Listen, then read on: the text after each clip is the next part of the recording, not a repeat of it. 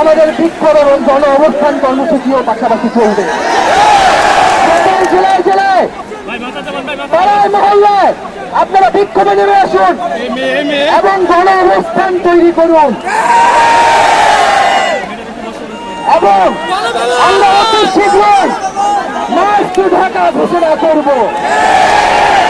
বাংলাদেশের মানুষকে ঢাকায় আসার আহ্বান জানাব। আমরা এখনো দেখেছি তালার ডিসি চত্বর এখনো ক্যাম্পাস বন্ধ করে রেখেছে। আমরা 24 ঘন্টা আলটিমেটাম দিচ্ছি সকল পাবলিক বিশ্ববিদ্যালয় খুলে দিতে হবে। যদি 24 ঘন্টার মধ্যে খুলে না দেওয়া হয় আমরা নিজ দায়িত্বে খুলে হলে প্রবেশ করবো।